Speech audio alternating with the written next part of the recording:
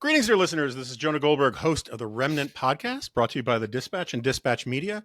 On the long list of people that listeners want me to get on this podcast, a few people rank higher than our next guest, Sam Harris. He is a philosopher, public intellectual. He has a very successful podcast called Making Sense, and another one which is about mindfulness and whatnot and meditation called Waking Up with Sam Harris. He also has a Substack, which is just an eponymous, I think that's the right usage of the word, Substack. Sam, thank you so much for joining. Yeah, Jonah, happy to be here. Nice to be on your podcast. My niche podcast. So where to begin? So I think because it's front of mind and all the rest, you've been pretty forceful. One of the things I like about your approach to things is I think the hallmark of serious thinking is actually the ability to make distinctions. And broad categorical declarations tend to fall apart at edge cases. And so you are famously one of the four horsemen of the new atheist movement, or whatever that's supposed to be called. And so you're a thoughtful and serious critic of organized religion, but you don't think all organized religions are the same. So why don't we sort of start there, and why don't you just walk me through about what distinctions you think are meaningful and important, how you approach this kind of thing? Because the general, I think it's fair to say you somewhat subscribe to the opiate of the masses thesis, but not all opiates are equal. Is that fair to say? Yeah, well, that's actually an analogy I've explicitly drawn at one point. The term religion is one of these suitcase terms that is misleading if you just talk about it generically, because it's a term like drugs. So we have a vast class of compounds that are all drugs, but that includes aspirin, it includes LSD, it includes heroin, and those three things have almost nothing in common as to their risks or benefits. Also, it's another term like sports, right? So if you're just going to talk about sports generically, you can't capture all of the details with respect to risk of injury and the type of shape you have to be in to play them, and whether there's violence entailed by the sport, etc. So you got MMA on one side and golf on the other, and they're very different, and so religion is like that, and it's been taboo to acknowledge that unless you happen to be a diehard adherent of one or another religion, in which case you actually know your religion is very specific, and you believe one thing and not another, and for these reasons and not others. And so the fundamentalist Christian or the Orthodox Jew or the truly conservative devout Muslim tends not to be confused by this, but secular liberals and atheists seem to demand that you talk about all religions as either being equally valuable or equally benign or equally false, and it's just not true. And so I'm very interested in the specific consequences of specific ideas, and when you drill down to the level of specificity, you see that it would be profoundly surprising if we were dealing with a death cult of suicide bombers coming out of the Anglican Communion, Right. And it's not so surprising to find them coming out of the various quarters of the Muslim world. Yeah, you can make distinctions in the Muslim world, like Sufism is not the same thing as Sunnism or Shia, and not all Shias are alike either. I mean, the point is, painting with too broad a brush tends to obscure rather than reveal things. So just to dive deeper, then, is you would object to the idea of religion being an organizing principle in any society, though, right? If you had your druthers. Well, I wouldn't object to the fact that it is a powerful organizing principle, and because it is, and you certainly can point to certain benefits in various contexts of having religion as opposed to not having it. But generally speaking, I would say it's not the best organizing principle we have, and it comes with some very obvious and predictable downsides, and the main one is that if you're going to talk about religion proper, I mean, real, faith-based religion, you're talking almost by definition about dogmatism and its celebration, right? I mean, it's in a religious context that the word dogma is actually a good term. I mean, it's a Catholic term. It's not a pejorative term, but obviously anywhere else outside of religious orthodoxy, we use the term dogma to name a way of thinking or thinking in one of its failure modes, which is just to accept things on insufficient evidence, even things that are uh, on their face preposterous and divisive and leading people to do extraordinarily dangerous things. So yeah, I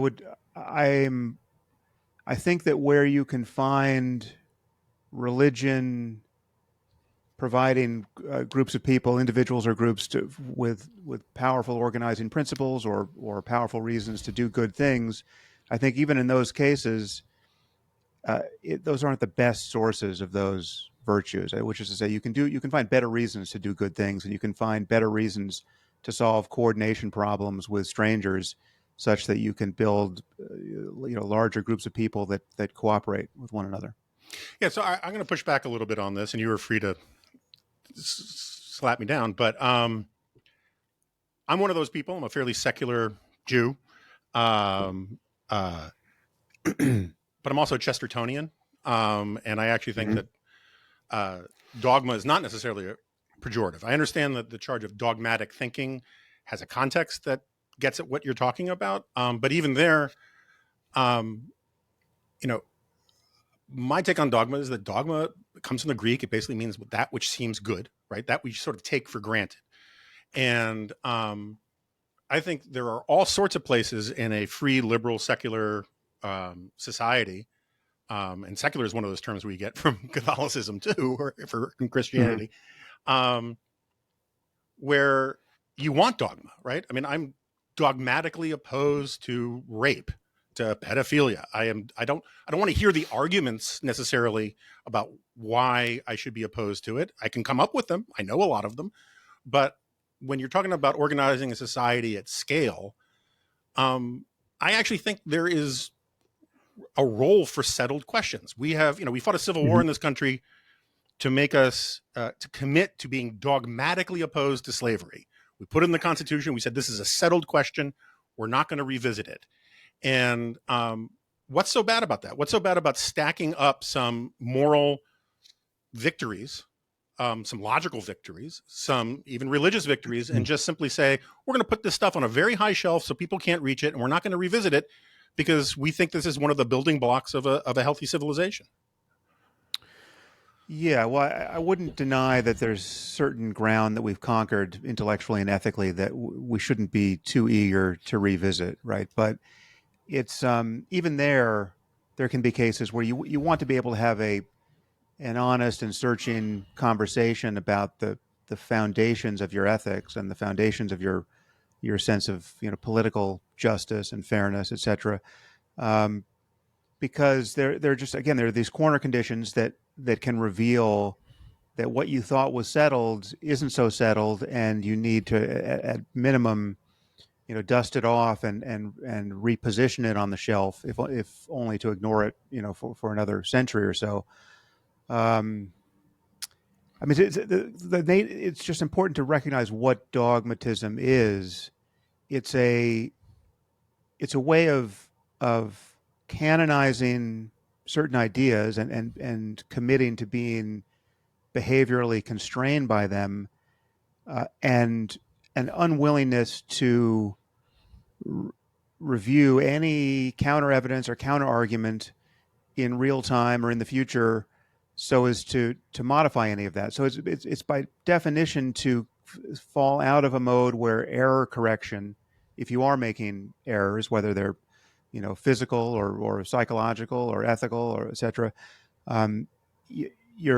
you lose your purchase on reality testing and error correction, right? So For instance, and there are many dogmas which on their face seem totally benign, but which can throw up surprising ethical problems if you're disposed to never rethink them. And then my favorite example of this from recent years, it's not so pressing now because the science has moved on a bit, but when embryonic stem cell research was something that we had invented and seemed extraordinarily promising to produce medical therapy, many religious people were opposed to it, and they were opposed to it based on a dogma which on its face you would think could never have produced any unintended harm. I mean, this dogma is all human life is sacred, and human life starts at the first possible moment, at the moment of conception. Right now, not all religious people share that view. I mean, interestingly, Muslims don't. But if you were someone who thought, listen, that the safest kind of spiritual and ethical play here is to just honor every permutation of human life as fully as we can honor it, and just do no harm. Like this is the ultimate Hippocratic oath for the species. Well, then everything is sacred from the moment of conception on. If you're talking about human life, who's going to get hurt by that? Right now, leaving abortion aside and women's rights aside, I mean, we knew there were some issues there, but embryonic stem cell research really threw up a glaring ethical error, in my view, here with that sort of thinking. Because if you believe that all human life is sacred and it starts at the moment of conception, then you become a kind of moral lunatic, frankly, who can't distinguish cells in a petri dish from a little girl in a wheelchair or somebody who just suffered full body burns, right? Somebody who needs a spinal cord injury repaired, or somebody who needs skin grafts, or a cure for diabetes that could transform the lives of millions of people, right? So it's you become closed to all of those conversations, which embryonic stem cell research forced upon us, because you have this religious principle, this dogmatic principle that you're not going to rethink. And the problem with dogmatism is you never know when reality is going to throw those examples up. And if you're not flexible enough to continue to be interested in new arguments and new evidence, the conversation stops, and you literally had people. I mean, people who were sitting on the President's Council of Bioethics, or people who were sitting in churches and synagogues, who would say with a straight face that they care just as much about cells, that are so small that if there were 500 on the tip of their finger, they wouldn't be able to see them. They care about just about as much about those people as real people who are suffering, all manner of biological bad luck. Okay, so I mean, maybe we have a bit of a definite. I can get into some of the abortion stuff. I'm personally somewhere closer to you on some of that, but I've also surrounded myself for a quarter century with pro-lifers, and one of the points pro-lifers will make, that I will make, is that you don't want the state involved in the business of deciding who's a human being and who's not, and so you have to err on the side one way or another, because which gets, I don't really want to debate embryonic stem cell research, but the point is that there are trade-offs in all of these things. And so, while I agree with you that, look, I mean, it used to be dogma that slavery was okay, right? And then you build up enough problems that stem from it, some morally obvious, or I wish they were obvious, because slavery is a very old institution around the world, but eventually the case against slavery outweighed the case for it, and we got rid of it. It still exists elsewhere in the world, but that's a different topic. My point is not that dogma can never be overturned. It's sort of like Chesterton's fence, right? You have to know why you have the dogma in the first place before you can tear it down. And it's a shortcut. I mean, it's a heuristic. I'll totally grant you that. I mean, you said the word trade-off, which is crucial here. I mean, we only have so much time. We only have so much bandwidth. Everything represents an opportunity cost. So yes, if we're going to revisit the ethics of slavery for whatever perverse reason, at what sacrifice, and is it really worth our time? And I'll grant you that I think you and I, our intuitions will converge on many of those cases, except you do have to have as your source code a bias toward reality testing and openness to evidence and argument. I mean, the slavery thing will come back to us possibly in the AI debate. Yeah. At a certain point, you're going to have a roboticist who says, listen, this is a independent agent who I think is probably conscious, and now you're treating it like a slave. We have to talk about robot rights. And so, it's even that debate is probably not gone on some level. No, it's remarkable. One of my favorite nerd debates is about Star Wars. And in Star Wars, C-3PO, R2-D2, these are sentient people. At one point, C-3PO even says, thank the maker. Like he implies he's got a god, right? And they're treated as slaves. They're just told what to do and they have to do it. And yet they have sentience and all that. And I could see a future, I don't know if it's 50 years from now or 500 years from now, where people go back and look at this and say, my God, look how people just thought it was hilarious that there were all these slaves in these movies, which gets to sort of my point, which is that I think there are an enormous number. I think there's a bigger problem in elite intellectual culture with, how to put this, dogmatic anti-dogmatism, where everything should be questioned. Everything should be overturned, right? We're seeing this right now with a lot of, for want of a more social scientific term, jackasses on the right, who want to revisit whether, the Holocaust was actually happened and doing all those Holocaust revisionism. It seems to me like, I don't think anyone's understanding of the 20th century is enlivened by inviting Holocaust deniers to have an open and robust debate about whether the Holocaust happened. And you have all sorts of people who work from the assumption that existing institutions are somehow illegitimate, that moral precepts all need to be revisited and overturned and flip over all the turtles and just see what happens. And I see that sort of open-ended universe kind of approach to everything, which I think in some ways comes from philosophical pragmatism, is more dangerous at scale than a sort of basic religious understanding about right and wrong, good and evil, golden rule kind of morality, which again can get out of hand with religion. I grant you entirely, but I wish we had more settled dogma in a lot of ways in our society. And when the test cases come, and they will come, we talked about it with slavery and robotics and whatever, they should be a new set of facts, right? It needs to be new facts that cause us to say, hey, wait a second, why is this fence here again? Why do we have this dogmatic thing? Because this is a new test case. But to just sort of simply say all received wisdom is somehow suspect and it's this fierce urgency of now that we're smarter than people were in the past, I think that leads to a lot of the problems that we've got in our politics and our culture these days. Yeah, I think there's a clear tension between truth and the error correcting mechanisms that would safeguard it and produce it, and established order and conserving past practices, right? And so there are trade-offs there, and I think what we want is institutions that are self-correcting and reliably so. And then I would point to religious institutions as obviously not being that. I mean, if you look at the Catholic Church, it's not self-correcting in any kind of agile way or in any kind of honest way. I mean, when it has corrected itself on issues around things like slavery or the treatment of the Jews or the treatment of women, etc., it has done it in a way which hasn't been entirely honest. It's just kind of played hide the ball with its past views, and it has as its founding document something that is by definition inerrant, and the opinions around that are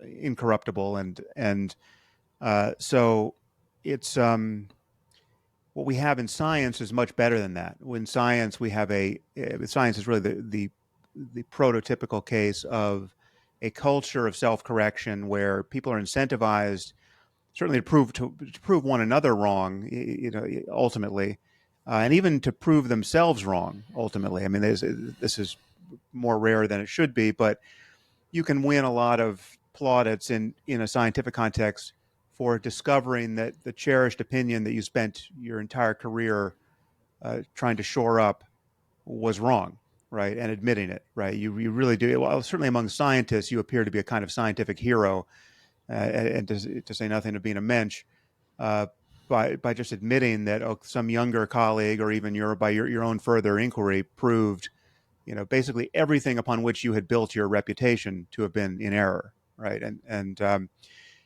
And I think when we see that, we recognize, okay, so the master value here is really not personal sunk cost or personal embarrassment or status that was won on the basis of fiction.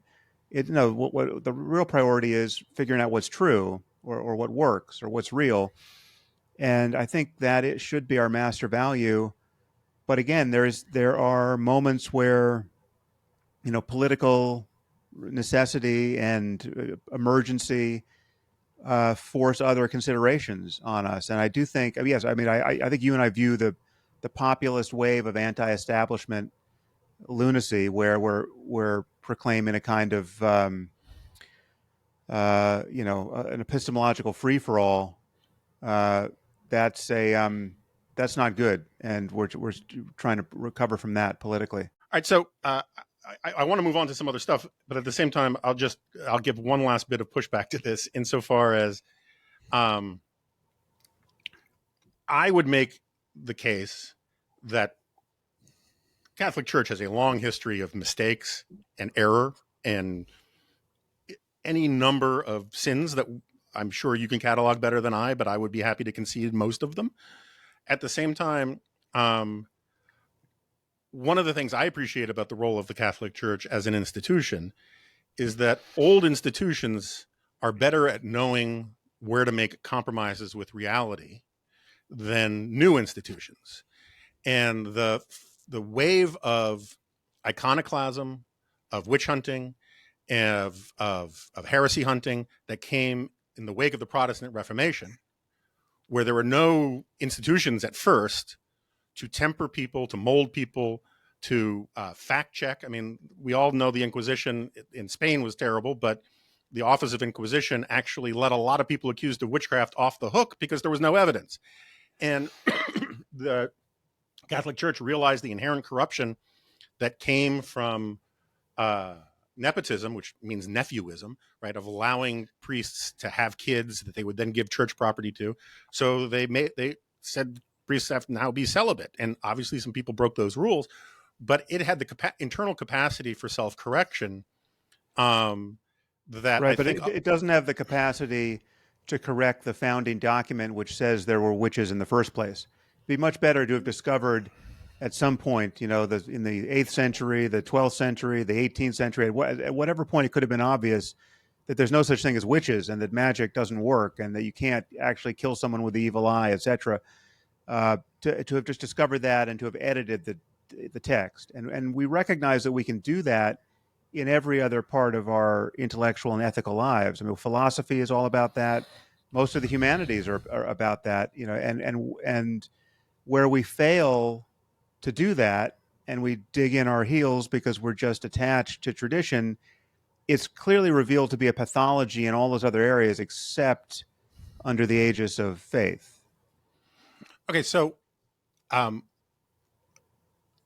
me just ask you this way. If you could snap your fingers and have everybody not believe in religion tomorrow, do you think that would yield a kinder, gentler, more humanistic society? Or do you think it would generate a Pandora's box of everything is permitted and devil take the hindmost?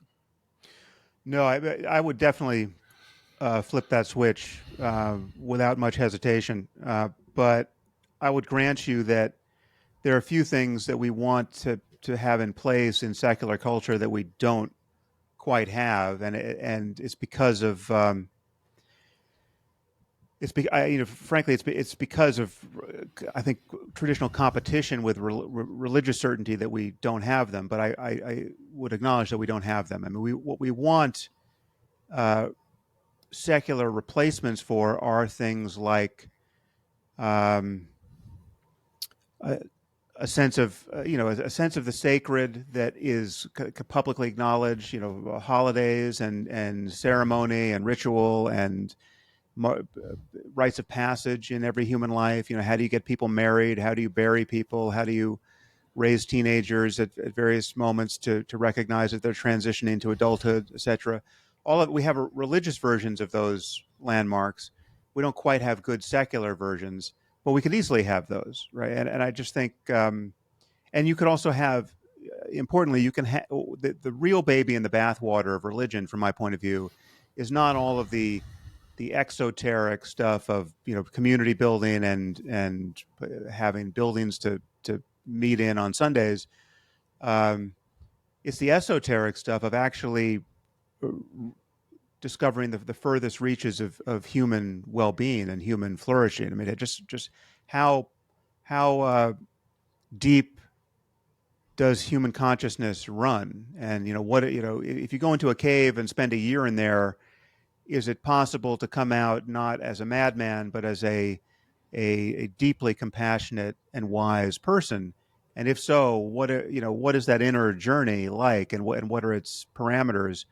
So our tradition of the contemplative life and mystical experience and human spirituality and the connection of all of that to ethics, I mean, that lies at the heart of more or less all of our religions. I mean, almost every religion that anyone can think of has as its at its foundation the experience of one patriarch, or less commonly matriarch, who had a profound transformation in their life and was a transforming influence on the people around them.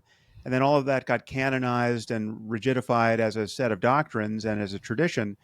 But I take very seriously the prospect that someone like Jesus really was an extraordinary person who had had a lot to say about the possibility of unconditional love, say, and so it is with Buddha and other famous religious figures. Again, I think there are differences there. I don't find the biography of Muhammad nearly as suggestive of a profound self-transcending wisdom, to say nothing of unconditional love.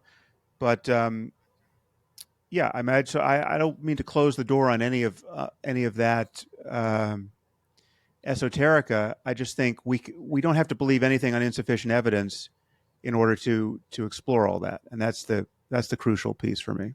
All right, so somewhat related, but moving us away is evolutionary psychology, right? Where, as you point out, there are religions all over the world. Religion is one of these things that manifests itself in, I don't want to say every society, but as a shorthand, pretty much every society to one extent or another, a sense of the sacred.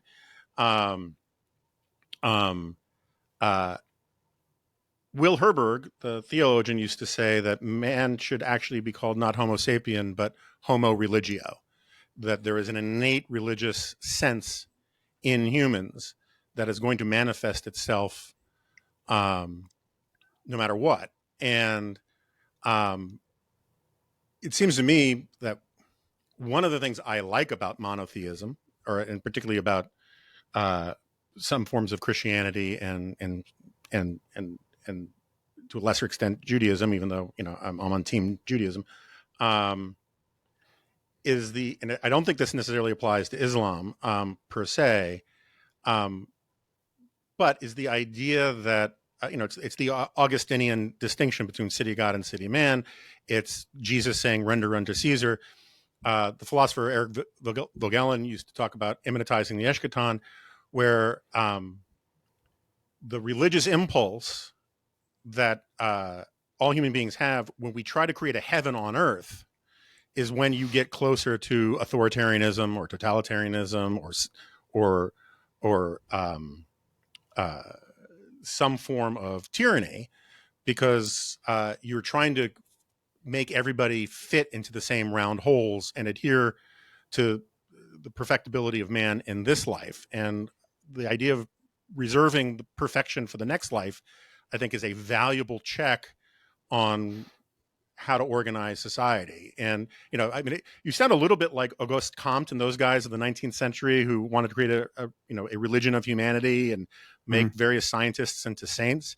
I don't know what you think about what's his name, Neil deGrasse Tyson's rationalia stuff. Mm-hmm. But I worry about one of the things going back to Chesterton again, it's not that when you don't believe in God, you'll believe in nothing. It's that you'll believe in anything. And I worry that in a planet full of Sam Harrises, you can pull this off. But in a planet full of more normal human beings who aren't, secret, seekers of Diogenes, like seekers of truth and rejectors of convention, you're opening up a lot more chaos than you might think. Yeah, well, I mean, I guess I would come at that from both sides. I mean, so I would be slow to draw any implications, evolutionary or otherwise, from the fact that religion has been a kind of cultural universal, right? Because there are other cultural universals Sure. that we don't want, that no one's tempted to maintain just because of their ubiquity, right, in our past. So human sacrifice was virtually a cultural universal. I mean, just there are dozens and dozens of cultures that thought they could get what they want from an invisible God by sacrificing a child and you're burying it in the post holes of a new building, or cutting out the beating heart of a captive enemy, etc. So there's that, and witchcraft, which we just spoke about, was also has been a cultural universal and still exists, or is imagined to exist in Africa and other places, right? So there, and these beliefs share many of the same structures as religious beliefs, and the belief in the power of magic spells has a lot in common with a belief in the power of prayer, right? And so, and witchcraft per se has few defenders, and human sacrifice has virtually none. Except, I would point out that the ethical core of Christianity really is predicated on the notion, not that human sacrifice is wrong, but that there was one human sacrifice that was actually effective and was completely legitimate, and that is, of course, the sacrifice of Jesus, who died for all of our sins. So there's that. I mean, the other side of it is I would just imagine how we would come at this in the spirit of a truly open-ended 21st century conversation where the best idea wins, right? And we're going to use all the intellectual tools available to us, right? We have the totality of human knowledge and human literature to pull from. We've transcended any impulse to maintain our sectarianism. We're no longer taken in by geographical boundaries because they scarcely exist. You and I can jump on an airplane and meet in Paris, and so there's no reason to be constrained in our thinking because the Atlantic Ocean was under us. And so it is with language. I mean, every language is translatable into every other at this point, and so we have no right to our provincialism. We certainly haven't had that right scientifically for hundreds of years, and in fact, science itself is predicated on the understanding that provincial science would make no sense, right? You can't talk about Japanese science versus American science. You can talk about the institutions that do science in those countries, but if it's really science, that the experiment works the same way in Tokyo as it does in New York. If it's testing anything fundamental about the nature of the universe, and so it is or could be with human spiritual depth and spiritual possibility, whatever that turns out to be. So if you're using the tools of thinking to explore that, or meditation, or psychedelics, or cultural ordeals, right? If you're going to fast for 10 days, or whatever you're doing, this effort transcends culture on some level. It's deeper than the contingencies of any one person's culture, and it doesn't matter that you happen to be French or you happen to be American or if you happen to be Muslim or you happen to be Christian, right? If there is depth there and reality there, on the first person side to be explored, or if there are predictable and reliable differences between having one ethical code versus another. I mean, what is the golden rule good for? Is it actually good? Is it good to have that as part of our legacy code? Is it good to not be disposed to rethink that? Well, I happen to think yes, right? But so we can understand why, and the answer is not because Jesus said so, or it precedes Jesus in Leviticus or Deuteronomy or wherever it is. No, the reason is there are. We can understand this. It falls out of evolution. I mean, there are species that are more primitive than our own that seem to function by something like the golden rule. Certainly, our primate cousins seem to understand something like it. I mean, they have an expectation of fairness that when it's violated, they become obviously unhappy. And we can bring game theory into this conversation, and we just have more tools now. And intellectual honesty would demand that we weight all of these influences and reweight them as needed as we learn more and more about ourselves and the world in which we live. My point really is that all we have are the collectively, intersubjectively, culturally, all we have are the tools of conversation. And in the present moment, we can avail ourselves of every tool we our ancestors have ever had. We have all the books, we have all the the records of conversations past. What every religious dogmatist wants to do is say, no, the best conversation ever had on this topic was had in the 7th century, if you're a Muslim, or the 1st century A.D. If you're a Christian, or 1,000 years before that if you're a Jew, right? Or just 150 years ago if you're a Mormon, right? Or 60 years ago if you're a Scientologist, or whatever, wherever you're going to peg the final adumbration of wisdom. You're going to peg it there and then resist any further consideration of even the most important questions in human life. What to live for, what to die for, what happens after death, etc. And I just think that's on its face suboptimal, right? If not, frankly, suicidal in the limit. So let's move it off of religion and move to other places where I think dogmatic commitment is on net, right? Because we both believe in trade-offs. And I just want to be very clear there. I'm very much with you as a practical matter that truth is its own defense. And that, right. One of my biggest problems with most of a big chunk of our politics these days is that truth is often a secondary consideration. But we can get to that in a second. Yep.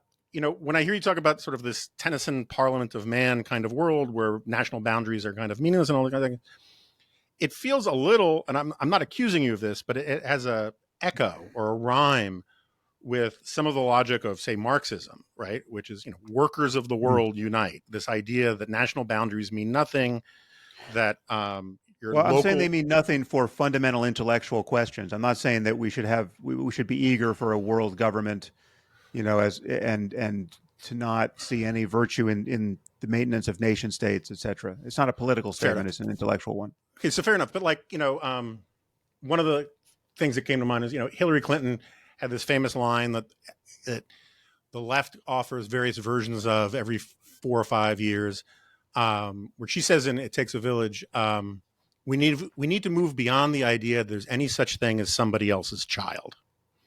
And I find that bizarre and weirdly utopian, and not necessarily utopian in the positive sense, but more in the original meaning of kind of dangerous.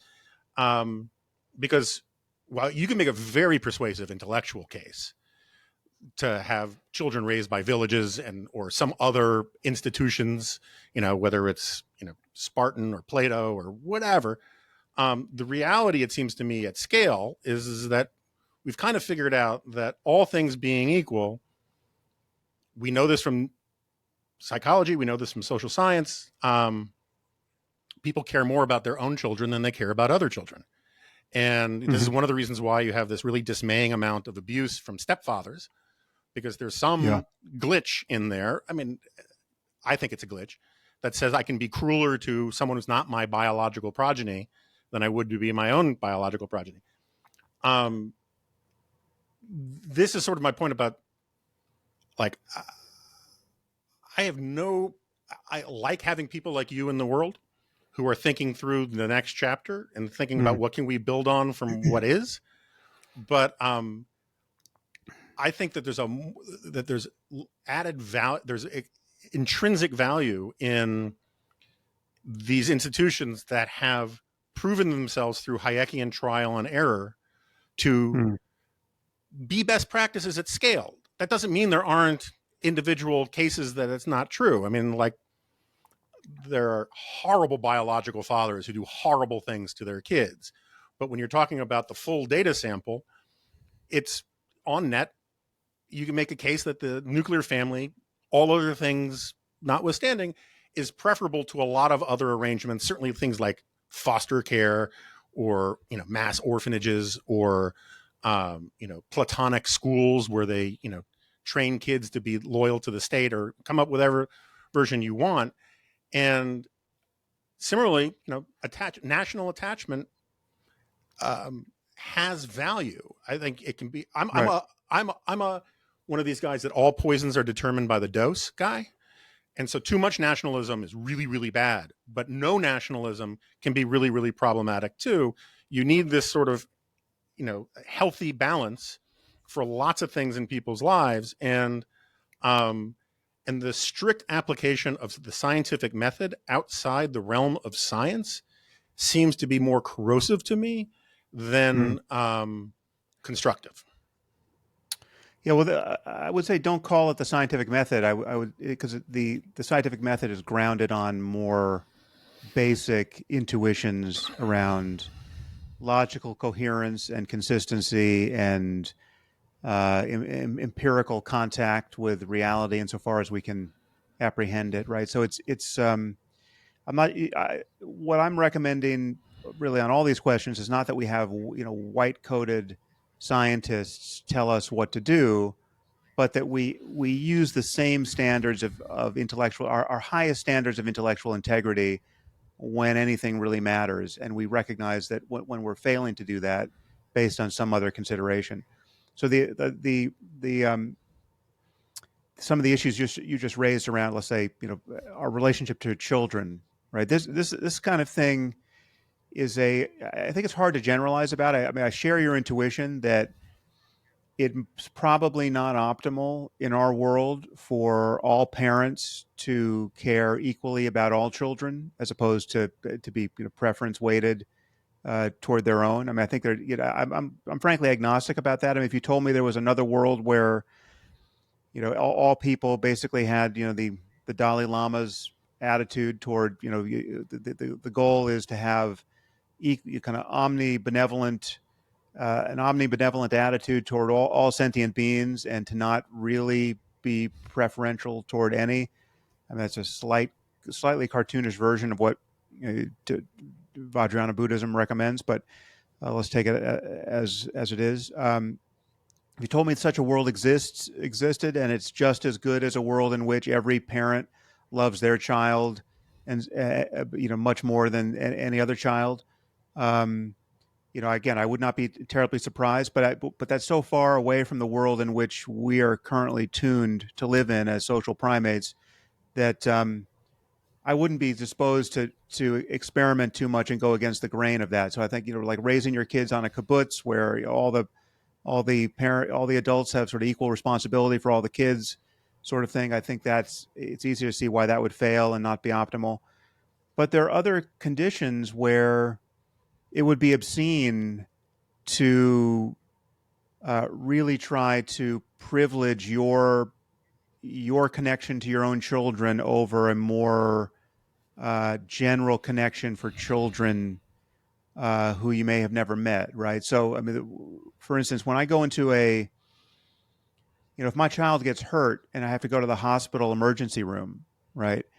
Obviously I'm concerned about my child, and my child, they'll say she broke her wrist, right? And now we're in the emergency room. I really want her to be seen immediately. She's in pain, and I'm impatient, and I'm worried, et cetera, et cetera. But I also walk into that ER knowing that there could be some kids or even adults who are far worse off than my daughter, and the necessity of triaging that situation appropriately may dictate that we have to wait so that they can save some little boy's life, right? And and the truth is, even if I'm narrowly selfish about, and I'm really concerned about my daughter, um, more than anyone else in the world at that moment, I know that on some level, I'm in the limit. I and my daughter are going to benefit from having a sane triage process in every hospital we're going to walk into, as opposed to a corrupt process where I could just hand $100 bill to the woman at the front desk and get seen before some guy who's about to die of a heart attack, right?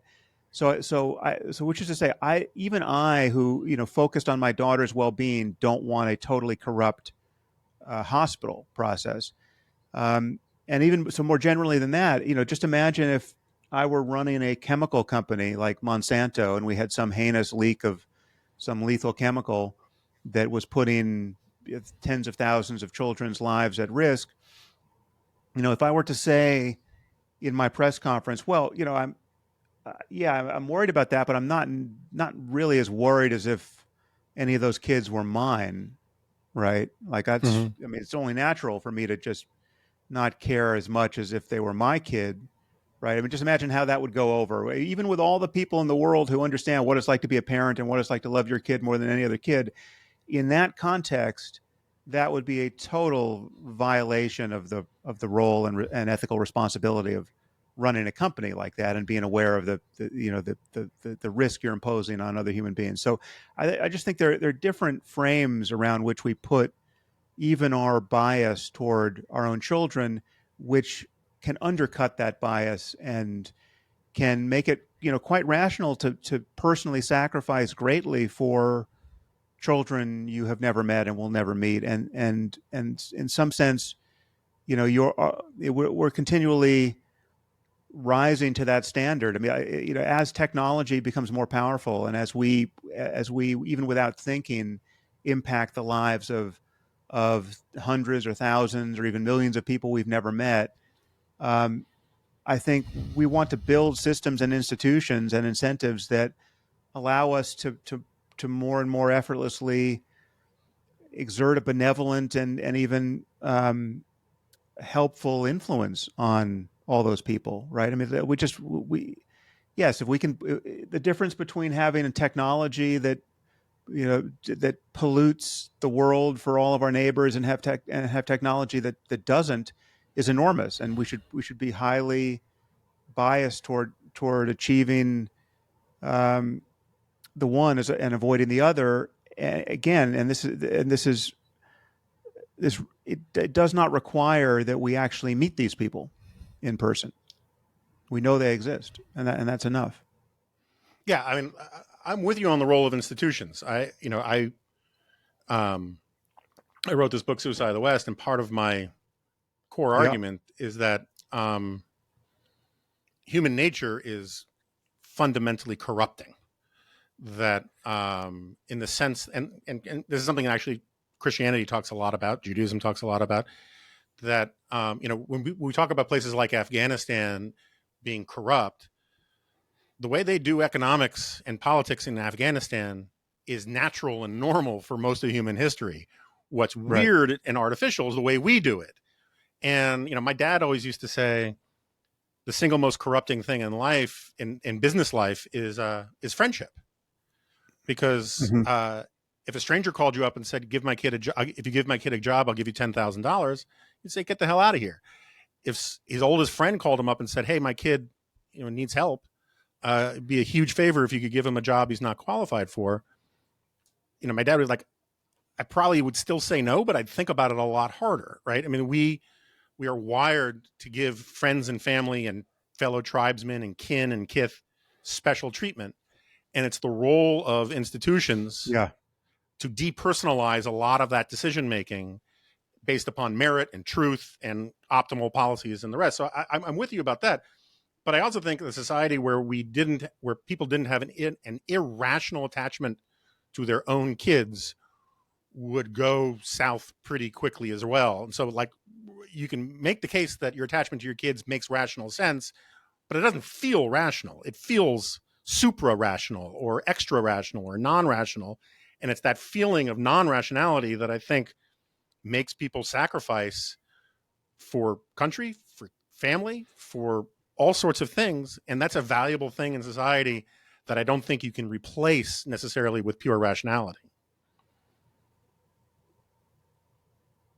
Well, I would be slow to say that it's irrational, right? Because it's not. It's just. It's. It's.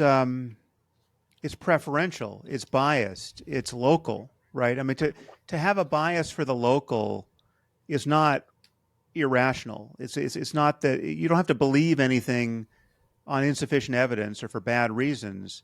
You don't have to be in conflict with yourself. You don't have to be incoherent in your views. I mean, you can simply care more about your lawn than your neighbor's lawn, right?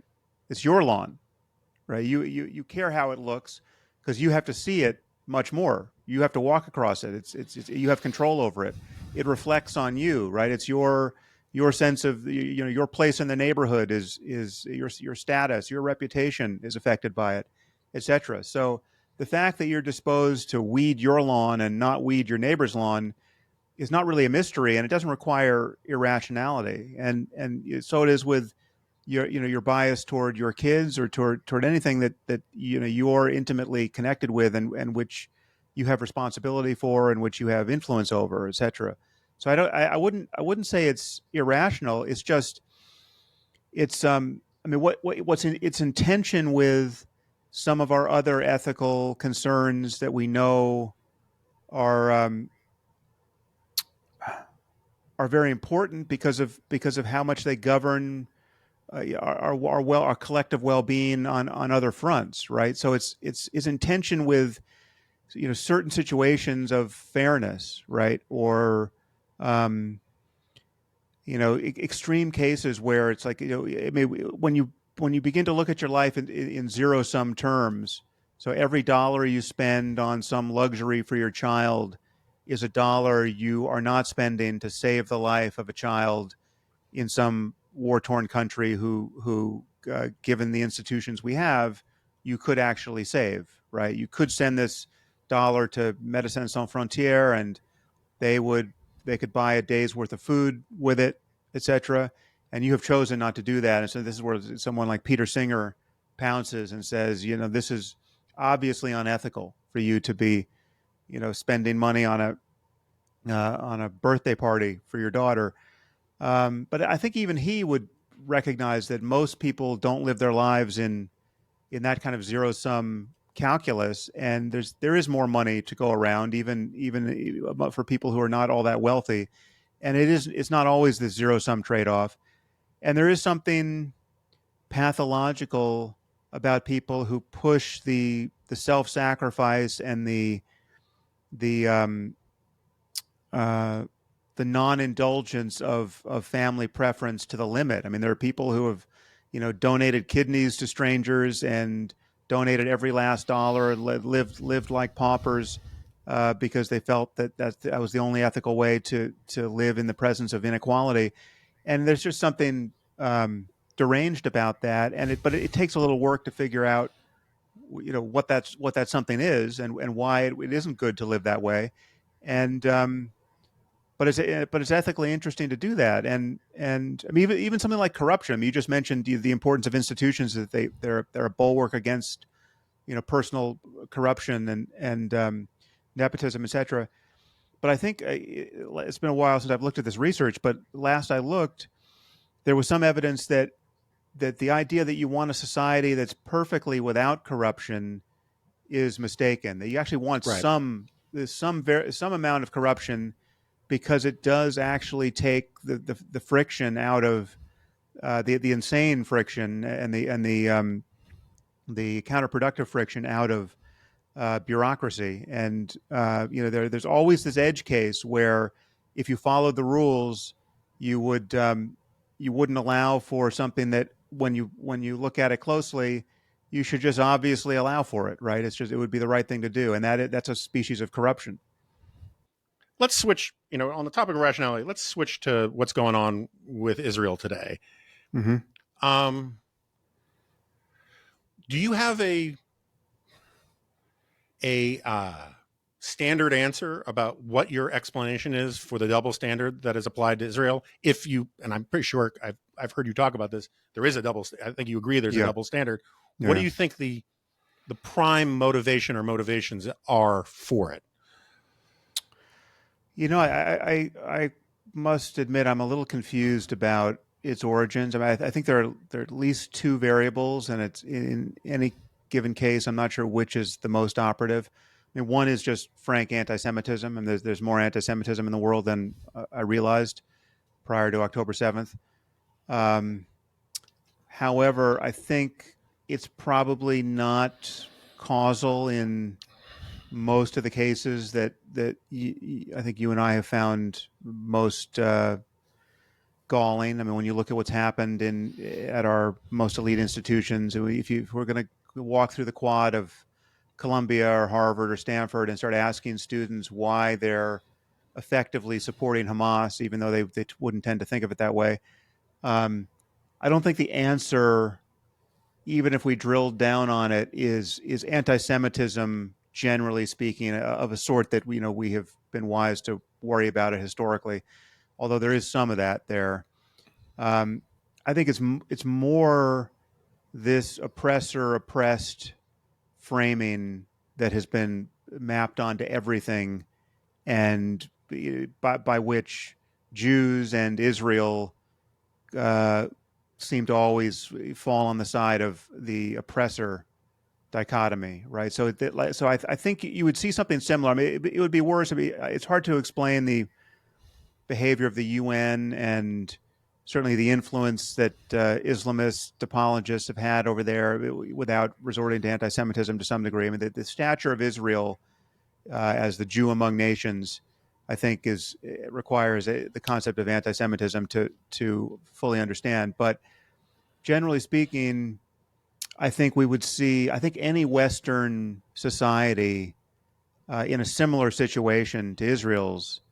would be castigated in the same crazy way by the left at this moment in history as the oppressor, even if they were responding to an attack of the sort we saw on October 7th. I mean, you saw the rudiments of this in the way certain deranged liberals or pseudo liberals responded to the Charlie Hebdo massacre in France, or any other kind of similar jihadist atrocity that's happened in the UK. There were reactions to 9/11 that had this character, right? So this species of moral confusion appears even when Israel and the Jews are just not involved at all. But it's worse once you add Israel and the Jews. Yeah, so I want to try out a theory on you. I'm very curious to see what you think about it. I've long thought that the West, and America in particular, has what you might call an autoimmune disease. Hmm. When you have an autoimmune disease, your body attacks healthy organs and healthy structures because there's nothing foreign to attack, and you get this hyper kind of eating yourself almost dynamic. And Yeah. I think that there is this tendency. It helps explain. I agree with you that it's the hatred of Israel is kind of overdetermined for a bunch of different reasons, but Hmm. you see this. I think it's one of the great examples of horseshoe theory right now, which I've changed my mind about. I used to reject horseshoe theory, and I no longer do. Insofar as on the right and on the left, you have this sustained effort of attacking existing healthy institutions as illegitimate, as rigged, as corrupt, as um, uh, sort of a conspiracy against a specific group. Hmm. You have, everyone likes to talk about, a lot of people in my universe like to talk about critical race theory, and I have my problems with critical race theory. But on the right, you have all of this what I've called critical Trump theory, which Mm, is that is if any institution or individual for whatever reason is critical of Trump, it must mean that they're anti-Trump, that they're biased or bigoted against Trump, which is when Bill Barr told Trump that there was no evidence that the election was stolen, Trump's response was, "You must hate Trump," right? It wasn't like, "What did you look into this or did you look into that?" It's like yeah. the heuristic is if it's against me, it's bad. That is basically the logic of a lot of the critical race stuff, which is that if a disparate outcome reflects poorly on a specific race, it must be proof of some bias, some ghost in the machine that is doing something wrong. And I think that sort of thinking, that sort of iconoclasm, which causes people to attack any sort of healthy institution or principle as inherently corrupt, is is is part of the. It's a subroutine in our culture that is yielding all sorts of perverse outcomes. And I think the Jews fall into this in a certain way because Jews disproportionately do well. Israel disproportionately prospers and is democratic, which makes it look bad for its neighbors. And so it Mm. must be that the Jews are doing something wrong or unfair or sinister. And I find that whenever I see this sort of weird attack on existing institutions that are supposed to be doing their job, part of it seems to be this sort of addiction to transgression, addiction to the idea that we're in a resistance. No one wants to actually be a responsible party and run an institution. Everyone wants to be on the outside of an institution, throwing bricks at it and claiming that they're part of the rebel alliance. And this sort of cultural psychological impulse is just all over the place. And I think Israel is one of these places that's at the bleeding edge of it for a bunch of different reasons.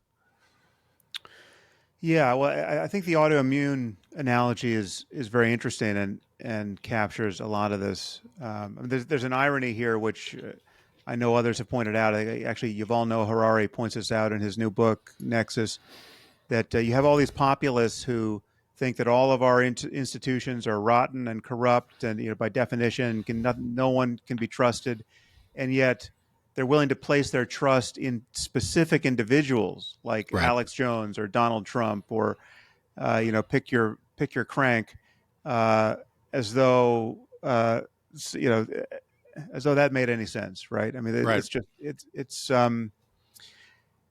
yeah. I mean, we want institutions that can self-correct, and there's a tension between self-correction and the preservation of legacy code that is good, right? We should be conservatively biased, I think, in certain regards. But, we shouldn't.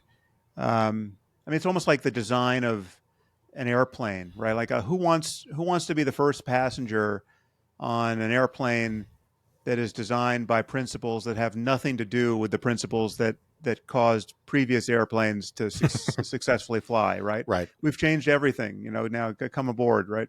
No, nobody wants that. I mean, you want to know that changes have been incremental and judicious, and you've conserved everything that worked previously. So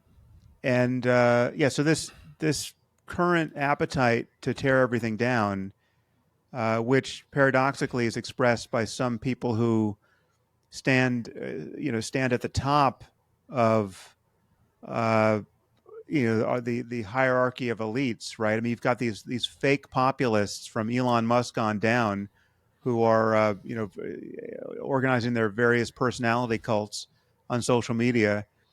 Frankly, social media and alternative media, podcasts like ours, but not specifically ours, hopefully, are part of this problem, right? I mean, it's like when I see what gets said on a podcast about epidemic diseases or the integrity of various presidential candidates, it's whether our elections are fair, etc.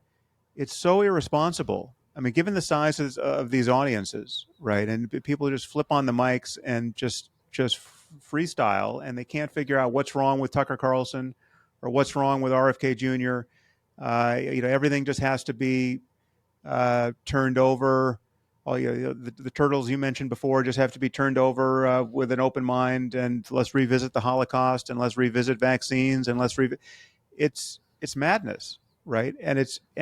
But the crucial thing to observe there is that what we're witnessing the relinquishment of all the journalistic standards and the academic standards and the standards of self-awareness and self-criticism that have ensured previous generations of institutional integrity, right? I mean, that's so if life outside the institutions is going to actually improve the institutions, if the criticism coming from a podcast is actually going to matter and should matter, it's only because the people running that podcast are using standards of intellectual integrity that are self-correcting, that are reliably producing a fact-based discussion. And so much of that, so much is wrong with social media and alternative media at this point, and it's frankly terrifying to see how much of our worldview is now anchored, and how much of our political process, and our efforts to govern ourselves, is now anchored to a style of conversation that has just kicked itself loose from the world. Yeah, so I'm much more on team Sam Harris on this stuff. Sam Francis too. No, not Sam Francis. Insofar as I have this theory that basically the era of romanticism never ended, and the era of what?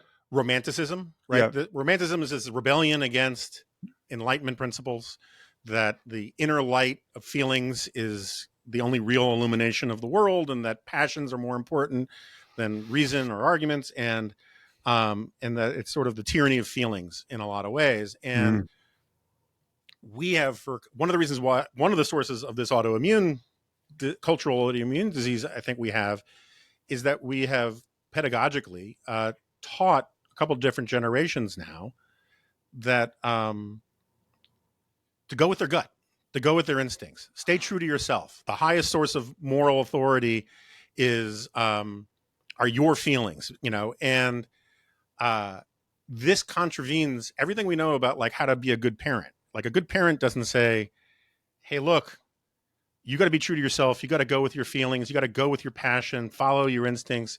So you go run with those scissors. Do your own research. Yeah, do your own research, right? I mean, and the tendency to say that intensity of feelings is more important than the power of facts and reason is just replete across. It suffuses so much of the culture. I mean, to get back to Harari's point, I mean, the argument from a lot of people on the right after Mar-a-Lago was raided was that, well, now that Trump has been victimized by the government, we should just cancel the primaries and nominate him, because all these people were saying, now I have to support Trump. Mm-hmm. And the logical connection there is baffling to me. It's like, there are lots of people who've been victimized by the government. That doesn't automatically and unfairly, I don't think Trump was unfairly treated by the government per se, at least not with regard to the Mar-a-Lago stuff. That doesn't mean they should be president. That doesn't mean that they, are somehow, that cancels out any other consideration. But there is this primacy of feelings and victimization. The right has as much of a victimization complex as big chunks of the left does. And there is this twisted thing in our culture, which you might argue comes in part from Christianity. I'm agnostic about this, that wants to elevate victims as the highest source of moral good. It's sort of like the speak truth to power thing, that somehow there's virtue in being powerless. There might be. There might also not be. It depends on, who we're actually talking about. But in time and again, once you start listening for it, the tendency in our culture and our politics for people to say things like my personal truth, or I don't care what your argument is, that's how I feel, seems to predominate, including in a lot of institutions that should know better. Yeah, yeah. Well, much of what you just described about Trump and Trumpistan is symptomatic of it being a personality cult. I mean, the wreckage of the Republican Party is now discernible in this this cult like phenomenon of it's not just um, it's not normal politics. I mean, there are other examples of this, but I mean, he's a proper demagogue who's functioning by a different kind of political and reputational physics than we're used to in our politics. I mean, when he can say to his fans, I could shoot someone in Times Square and I wouldn't lose a single vote, right? I Hmm. mean, what's amazing is that one, that's basically true, right? I mean, he's honestly, representing the nature of his situation, but he's doing it in a way that is explicitly um, uh, denigrating the people who support him. It's like, you people are so fanatical, you're so unmoored ethically that I could fucking do anything right now and you'd still love me, right? Right. Like that's the brag, the boast is um, is not complimentary to his supporters, and it's nonetheless true. But the thing is, they support him by these cultic dynamics such that they're happy to eat all of that. They Hmm. celebrate all of that. There's a kind of masochistic bonding to him, right? Like he can't actually degrade them successfully, right? He can call them, stupid. He can call them like, I love the poorly educated. Like the poorly educated in his audience didn't say, God, that didn't feel good when he Right. called us poorly educated. No, it's like they laughed as much as anyone at that, right? That it's just there's a different kind of bonding to him as a character, and we might speak about what has made that possible in American politics, and what deformity in our culture, we might want to correct for the future. But there's it's not normal, right? And I think what many of us hunger for is for the pendulum to swing back to something that's recognizably normal, so that you can have I'm traditionally I've been left of center on virtually every relevant question, and I've never voted Republican in my life. But I mean, honestly, at this, I would campaign for Mitt Romney at this Yeah. point. I mean, Yep. I mean, the relief I would feel for a Mitt Romney or a Liz Cheney to be the nominee. I mean, honestly, it's not an exaggeration. I would, given my allergy to what has happened on the far left, I would campaign for either of those people. And certainly in Cheney's case, given her religious commitments, our politics does not overlap. But it's just there is a vast difference between Republicans of that sort and what is happening under Trumpism. So who, speaking of and your antagonism or your friction with the left, who do you worry about? What do you what do you think presents the larger structural long term problem? Right. I mean, Trump's 78. Um, uh, and I think a lot of the problems, not all, to be sure, of the problems with the GOP end with him. Um,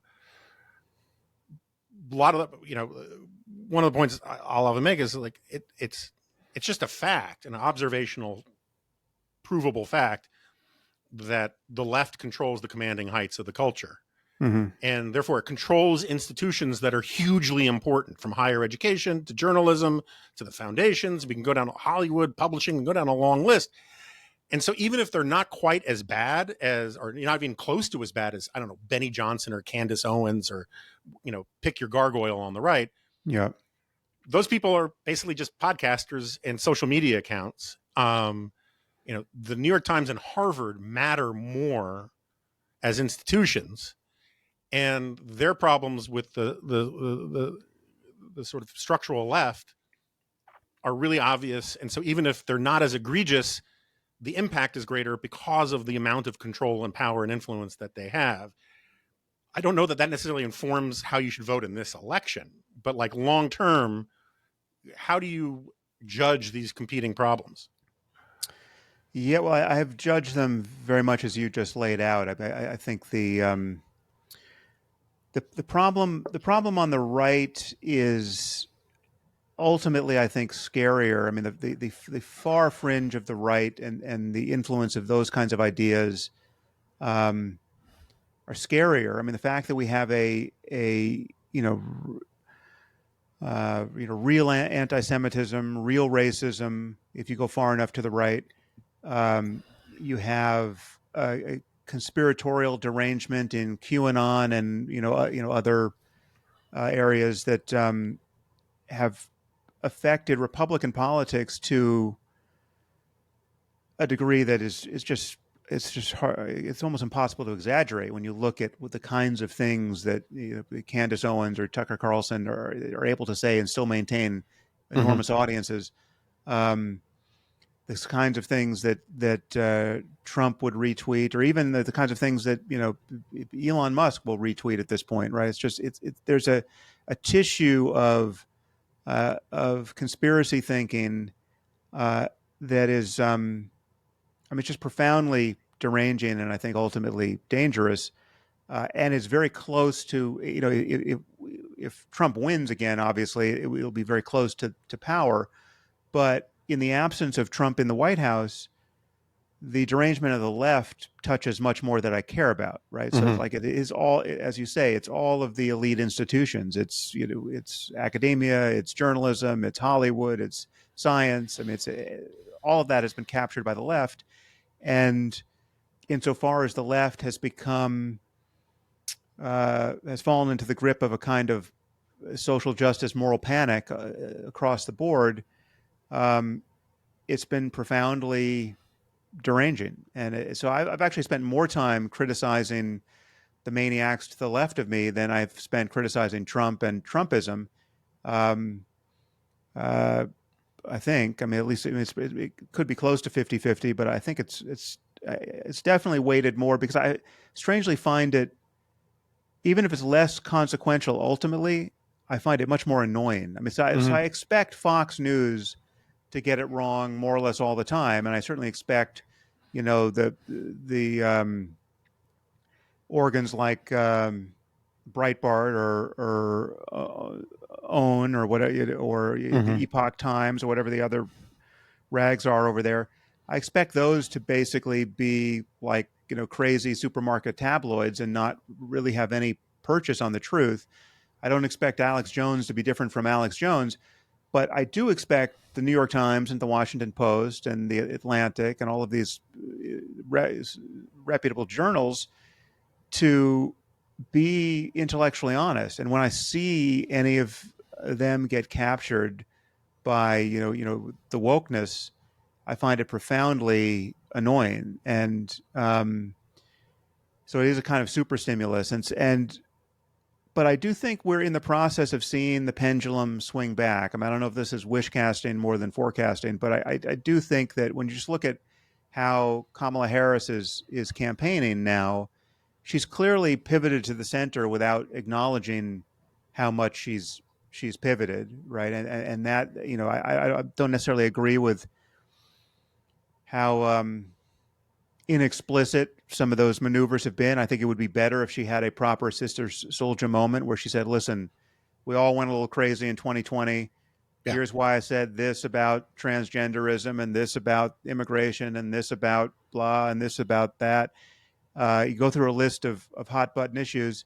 I think she could easily course correct and explain it, uh, and risk losing some of the far left activist class, um, and capture more of the independent voter, who's many millions of whom I think are still worrying that she might be this woke Trojan horse character who, once she gets into power, will just celebrate double mastectomies for 12-year-old girls across the country and all the rest, right? So I don't think she's that person, but and I think she's been probably admonished to avoid all of these topics until you know till the second week in November.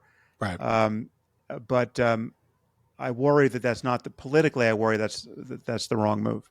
Yeah, it's a very unusual position to hope that a politician is essentially lacking in principle and is sufficiently imbued with ambition that they'll Right. do whatever is necessary to get elected. But that's Yeah. kind of like the best case for Harris, right? And I do think for my friends on the right who are worried about Harris, the fact that she's not campaigning on any left-wing stuff, I don't believe in the idea of presidential mandates, but as a matter of practical politics, it will make it much harder for her to do the things they're worried that she's going to do if she Yeah. hasn't laid down a predicate for any of it.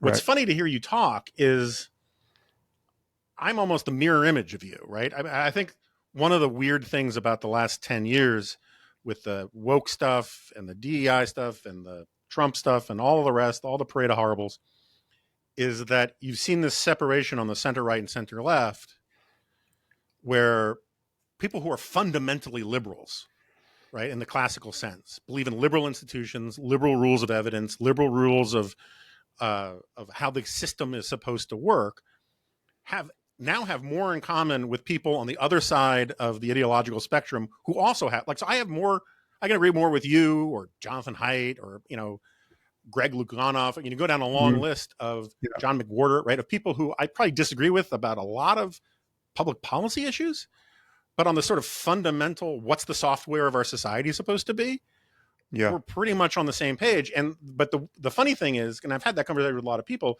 what's the funny thing is that I criticize the left all the time, but I've probably been criticizing the right more in the last 8 years because I firmly, because partly it's the annoyance thing, right? This is my world, and one of these guys who actually believe that character matters, right? And I Yeah. thought holding politicians accountable, starting with Bill Clinton on down, was the right thing to do, and that I'm actually a limited government guy. I'm actually a free trade guy. And the idea that the right can just abandon all of these things for a cult of personality is just, it pisses me off. Yeah. But I would also argue that a society needs a gas pedal and a brake pedal. And the role of conservatives is the role to, and there's a lot of different things conservatives should argue and fight for and all that, but one of them is to make the threshold for change higher, right? Hmm. Getting back to my Chestertonian fence point, that I always argue that any government planning, any room where there are policymakers, there should always be a libertarian in the room to ask the question, should we do anything at all? Hmm. And if you can't answer that question, then you shouldn't do anything, right? I mean, like, there should be a certain amount of critical mass of evidence and urgency to require the government to do anything and to require change. One of the oldest definitions of conservatism is, when change is not necessary, it's necessary not to change. And we now have essentially two parties of gas pedals, where one's a cult of personality one run by a guy who literally will say anything to get elected, promise anything, capping credit card interest rates, tariffs, don't tax tips. You go down this list, he's just sort of handing out goodies. And then you have another party that is sort of hiding some of its ambitions because they want to get elected, which I find a sign of societal health, but also does not see any sort of limiting principles to what government should do. And I want limiting principles to what government should do. And I think that a conservatism that is no longer conservative and doesn't try to conserve liberalism isn't worth conserving. Like, one of the jobs of conservatism is say the Constitution matters and that you can't exceed it without making a really strong argument. And Trump doesn't give a rat's ass about the Constitution. And I think institutionally, a lot of the left doesn't give a rat's ass about the Constitution. They don't like the idea of constraint. And so it's basically institutional populists, elite sort of populists in their logic, versus more traditional sort of William Jennings Bryan populists in the form of Donald Trump. And it leaves me, there's a reason why my podcast is called The Remnant. I'm just sort of left on the sidelines in this climate. Yeah. Yeah. Well, you and I are of one mind on that front. I mean, it's, I think even if you're a Democrat who's never been tempted and you think you never will be tempted to vote for a Republican, you should still want a healthy Republican Party and recognize the price you're paying to not have one. And it's I mean, just you just take one fact that I think is diagnostic for the just how far things have unraveled over there on to the right of center. The fact that there are members of Congress who will tell Mitt Romney and Liz Cheney that they would have voted to impeach Trump, but they were afraid for their lives and the lives of their families. Right? I mean, Right. just the fact that there's that culture now on the right. I mean, that's the frank unraveling of our democracy, right? And Hmm. that's on Trump and Trumpism, right? That's Hmm. not normal. It's not to say that all politicians don't run some risk of some lunatic uh, going after them, but this is the temperature has been turned up just so obviously on the right, and the risk of political violence. I mean, it's the fact that it's been visited upon Trump himself doesn't suggest that there isn't a profound asymmetry here in how irresponsible he and his supporters have been when you compare them to the Democrats. I mean, the kinds of things that get pulled out, as examples of inflammatory speech. I mean, I think they used an example of where Biden said we have to put them in the bullseye or whatever. That was such a tortured Right. effort to make it look like a provocative speech. I'm not saying there aren't people on the left who say crazy things, but it's just there's a there's a again it has become a cult. And when this, I mean, I guess I would ask you what you think is going to happen when Trump leaves the scene. Well, I guess there are different increments here. So if Trump loses, but he's still as healthy as he appears to be, do you think Trumpism unravels, or do you think he just runs again in 4 years? Well, he's got a lot of legal problems to contend with if he doesn't win, Mm-hmm. right? Those go to Right. an end because he'll make them end if he wins. But if he loses, I don't think he necessarily, you know, gets He might to not have avoid the some of them. bandwidth to run again. He might not have the bandwidth. He might also, like take a plea deal that says he gets out of, like I don't think Mm. we necessarily want to send the former president with this crazy cult of personality thing as a matter of prudence to jail.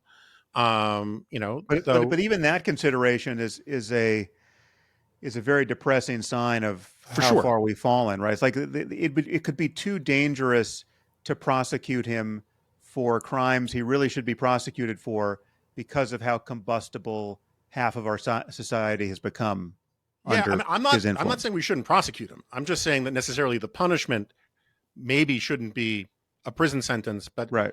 we can come to that, down the road. But I definitely think he should be prosecuted for some of them. I think the New York case was kind of BS, and there was, Yeah. and the Georgia case is kind of weak.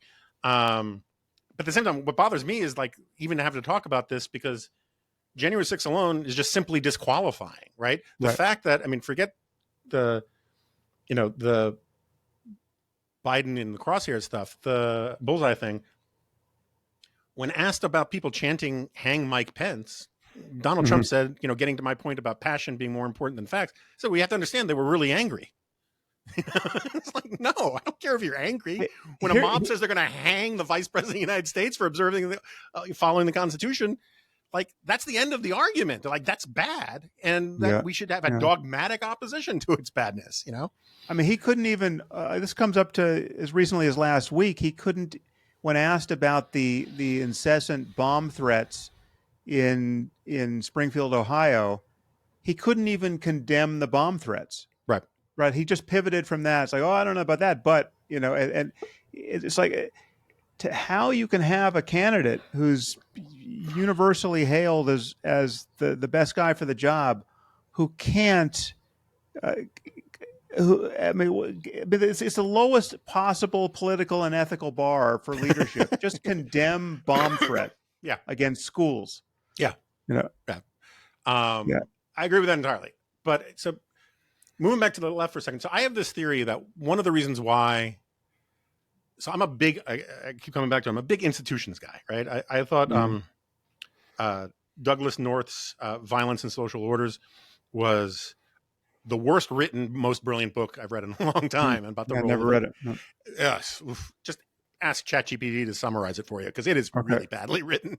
But basically, the whole idea of where you get modernity, according to him, is the creation of institutions that are no longer zero sum, that allow for a role for different elites to transition in and out of power without being basically killed. Right. And from that, you get ever expanding circles of zones of freedom, right? I mean, I'm not a total North guy. I also just think that the wars of religion, one of the great things about them is they created liberalism in the sense that they created this idea that we should no longer put questions of faith to the sword, right? Settle questions of, conscience with the sword. And it took a while to work that out, but there you have it. Anyway, my point is that institutions are hugely important for a healthy society in molding character and sort of they're sort of like they have an editing function that, a good editor, what he does is when a reporter comes in with too good to believe crazy quotes and doesn't talk to the other side and is full of exclamation points, the editor says, slow your roll, go back, talk to the people who have a different point of view, check your facts, and come back with better copy. That's what science is supposed to do, right? When you get results that just beggar belief, check it again, right? The editing function is one of the things that society desperately needs. And because it's a circuit breaker. One of the problems with social media is that it lets you work around the editing function and spew bullshit straight out into the water supply.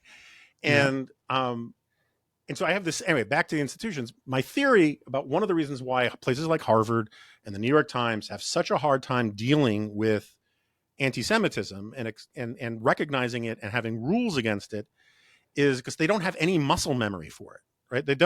They're so used to thinking that they're always on the side of tolerance and it's always the other people who are bad, that when you have an instance where a member of your own coalition is being singled out and facing bigotry, they don't even have the language or the psychological mechanisms to talk about it. So Claudine Gay falls back on, got to hear both sides free speech stuff, which she would never do about victimized transgender kids or Muslim kids or anything like that.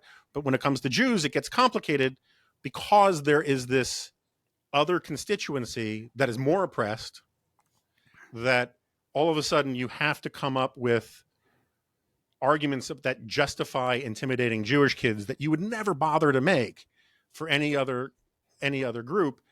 And anyway, the reason I bring it up is it seems to me that one of the things that would help a lot of these institutions that you care about is to be less of a monoculture, right? If you actually had more conservatives in these institutions, and I don't mean necessarily crazy right wingers, but like just simply people who don't want the fashionable theory of the day to be true and say, can we check this, right?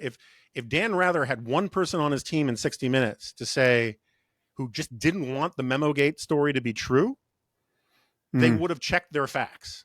But when fish don't know they're wet and they get worked up into groupthink, I mean, I think the real enemy, where we could probably agree on everything, the real enemy of all rational thought and deliberation is groupthink. When you just don't have people in the institution, even for devil's advocates purposes, taking the other side. And I think that's one of the long march through institutions has purged people who would make those institutions stronger by making them more anti-fragile. Yeah, no disagreement there. I mean, that's again, so much of my animus toward organized religion falls out of some of the distinctions you just made. I mean, to much of what we say, like when I say that Trump is a personality cult, or Trumpism is a personality cult, the reason why the term cult is derogatory is that it's inheriting so much from religious orthodoxy and religious superstition and magical thinking and the failure of reality testing, etc., the groupishness that you just described. I mean, the question for me is how things return to something like normal right of center if Trump gets 4 more years to make the presidency in his image. I think I have very few intuitions about what happens there, but I'm wondering what you think happens if he loses. And I mean, I guess the question for me is the Republican Party so broken now and so captive of cult like dynamics that it will really it'll be ready to receive someone other than Trump in the role of the demagogue, right? Or do you think or do we just draw some happy conclusion from the attempt of someone like DeSantis, the failed attempt of someone like DeSantis to get the cult behind him? Obviously, he had to compete with Trump while doing that, but I think you could see even in the absence of Trump, someone like DeSantis didn't seem quite up to the job of being sufficiently entertaining and Yeah. charismatic so as to get people excited. What do you think happens to the Republicans in the absence of Trump? Well, I mean, I could do a lot of wish casting. I'll try not to do that, but very quickly, I would just say that you put your finger on the right word, which is the entertaining thing. I Mm. think that, in 2015 and 2016, a lot of pundits like me, we would go on TV and we'd say the laws of political gravity will eventually claim Trump. You can't keep having these gaffes and all these kinds of things. And what we all missed, and I plead perfectly guilty to this, is that he was not subject to the laws of political gravity. He is subject to the laws of celebrity gravity. And Mm. celebrity gravity is just different, right? Yeah. And so he does shtick. He's a character that he's sort of a charismatic character in the way Max Weber talked about it, in the sense that people project onto him what they want to see. And and I think that's true for some of his critics as well. But um, um, and I take some solace from the fact that lots of people have tried to imitate him. They think that Yeah. just being a jerk is the trick, is the secret sauce.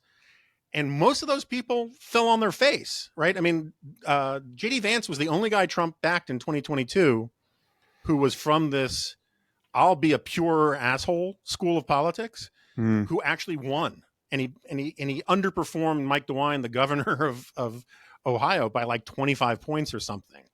So his imitators don't have that secret sauce, right? I mean, I do not believe that J.D. Vance. He might be he's the heir apparent to a certain subculture of MAGA-ness, Hmm. but with the exception of Vivek Ramaswamy, who I loathe, if you watch those debates, the primary debates, almost everybody else on those stage was basically within the broad, spectrum of Reaganism to one extent or another. Now, it doesn't mean I agreed with everything that they said, but that is the muscle memory for most Republicans. That is how most Republicans, when you talk to normie Republicans off camera and away from a microphone, they are so nostalgic for normalcy. They're just terrified of their primary voters, and they're terrified of Trump. And so I think with Trump gone, there's going to be some sort of resurgence. But what is really required is for a party to lose spectacularly. Yeah. Yeah. One of the reasons we're in the mess we're in is that both parties we've basically been tied, which is not a historical norm, right? Historically, the political scientists, they refer to a sun and moon party, and we have a majority party, and then it's orbited by a smaller minority party. We've basically had two moon parties for 20 years. And so each party has convinced itself, if I can just turn up the gain on their most passionate supporters, I can win next time. And they don't want to reach out to people to have an actual majority of like 60% of the electorate. They want to get to 50.1%. And that's sort of Trump's strategy. It was Cruz's strategy. To a certain extent, it was Obama's strategy. And we need to break that cycle. And I have all sorts of institutional arguments about fixing primaries and all of that. But Right. I think the Republican Party is salvageable, but a lot of people need to lose, and they need to understand why they lost. And that takes time. Yeah. Yeah. Well, doesn't look like it's going to happen this time, but a landslide would be nice. That would be that would reset the conversation. So in the last, I know I've abused your generosity of your time, but I No. do want to get to one last subject. You're sort of famously on the skeptical side about AI. I am on the On the worried side, I mean, I'm Worried not side, skeptical that we're going to have it. I'm right? worried that it may not be aligned with our interests That ultimately. it'll be Yeah, an unalloyed good, right? yeah. Um,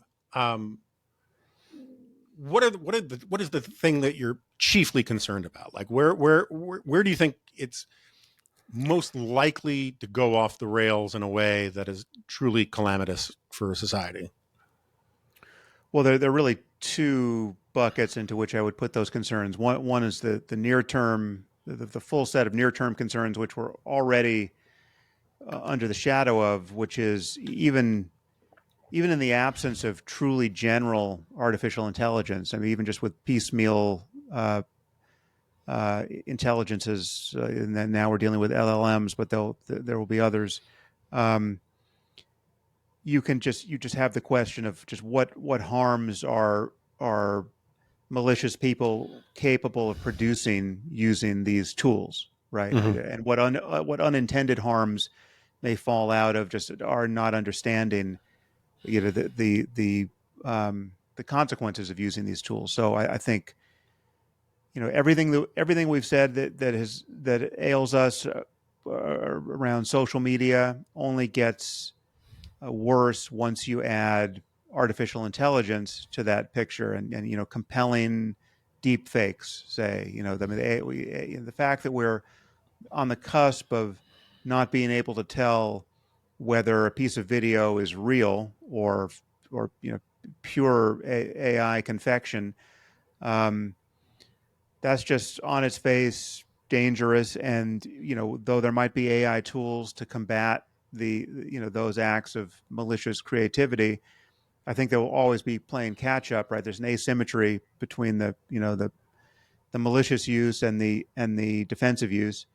Um, so near term, I just think all of our cyber sicknesses get worse when you have increasingly powerful AI tools to um, cause harm with.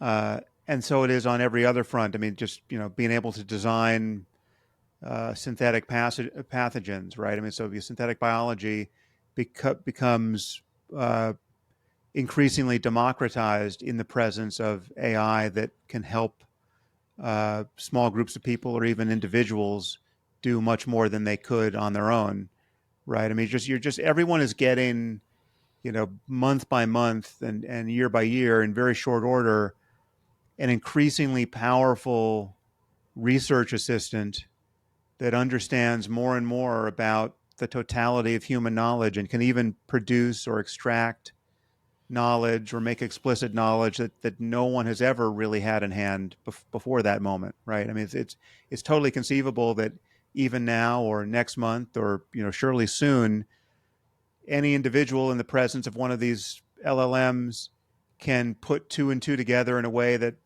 it's never been put together, right? You just by just by delivering the right prompt to the system, and you can discover new knowledge that's just an extrapolation of the the existing wilderness of knowledge that no one has actually made explicit before, right? So that's just the consequence of having a doubling time in every field of specific knowledge on the order of 3 or 5 years now, right? It's like if you knew everything in biology 3 years ago, you know exactly half today, right? That's just Mm-hmm. how quickly knowledge has been growing. So these are tools that allow us to aggregate all of that and synthesize it and produce new insights.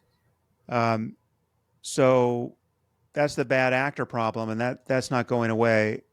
But in the limit, what many of us are worried about is the potential for truly general artificial intelligence, truly autonomous and ultimately self improving artificial intelligence to emerge in a way that is, and this is a term of jargon now, not aligned with our interests. I mean, it does seem that we have exactly one chance to create something more powerful than ourselves in a way that is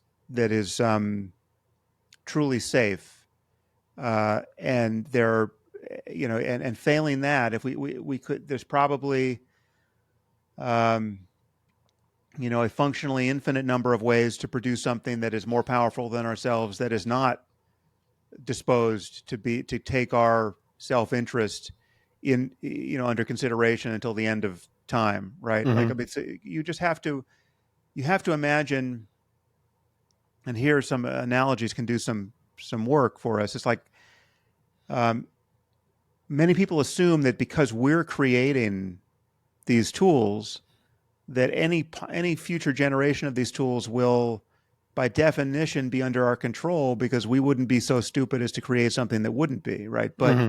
we're creating these tools in a way ultimately that will allow them to be the basis for self-creation in the next generation, which is to say, we'll build machines that will be better at coding and building the next generation of machines than we are, and then we'll let them do that, right? And so then there'll be there's this self-improving, recursively self-improving takeoff function that no other technology before has ever um, had as a feature or a bug. And then it seems rational to worry about something, like an intelligence explosion, where however quickly it takes off, it gets away from us, and then we suddenly find ourselves in relationship to intelligent systems that are that have cognitive, whether or not they're conscious. You can leave consciousness aside. I mean, there may be nothing that it's like to be these systems, but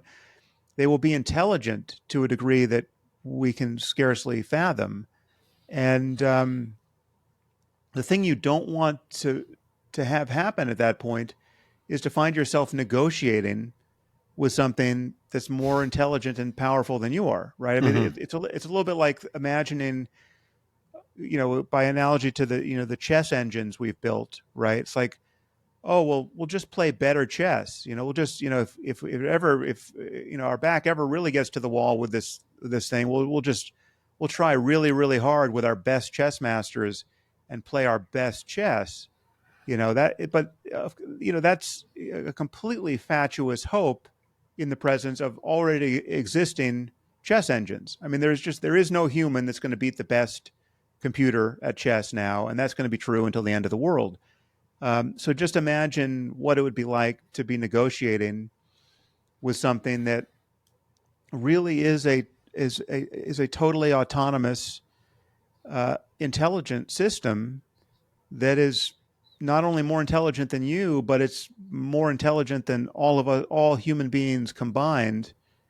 And it's now hooked up to everything. I mean, one of the hopes the people who were worried about AI safety had, 10 years ago or 8 years ago, was that the most intelligent systems would be built in a way where they wouldn't be hooked up to anything, right? So that when we Right. cross the final yard into, what's called super intelligence, true general intelligence that exceeds our own, when we made that final step, we would make it in a way where, okay, nothing really nothing that we care about is has been put in jeopardy, right? Because this is we're talking about a box that has been air gapped from the internet, right? And Right. now we can perturb it and provoke it and ask it questions and see whether it will lie to us or manipulate us, or, and even that, on many people's account, was so fraught with risk,